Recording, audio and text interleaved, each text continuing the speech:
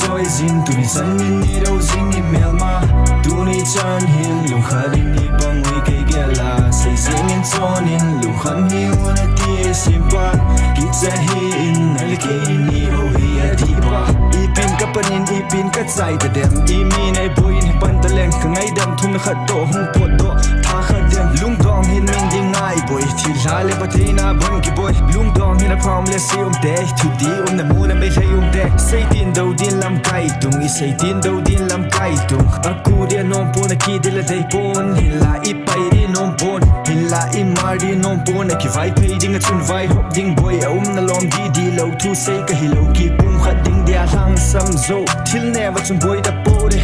po de nam do na in na tong po de lam lun na din man no so de lam dang a boy da po hi de lam thang ta bang ta po hi de ole HSangte tham ta ding ele why they pick for me and Nile Boris ga Jack RK lam zole oi masa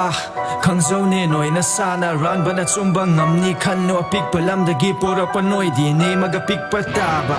history da fellow ba noi na history ki wa ngang no Boris Jack na pan cham kana thari mayam na khungak silu mai ba gi da mak ta di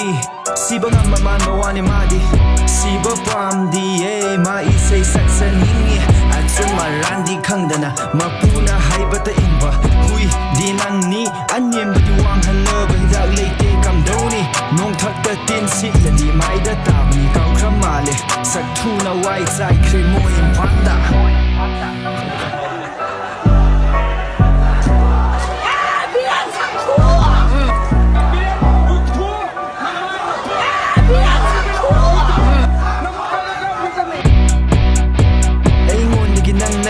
na ron khat ni lak ti yaw de yam pik na ram gum na bawlens gum bana lu ching ban noi bu kyam sang na bu chat ke khali no nang gi yaw da bana ngak tu na hen na sakre mani nang hai ba ya ya pik bagi sei ne si de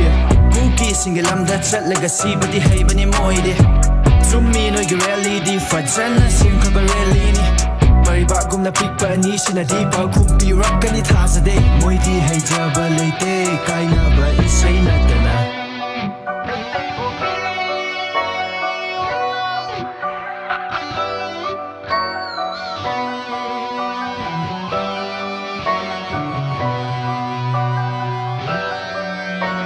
Achumba di sattaba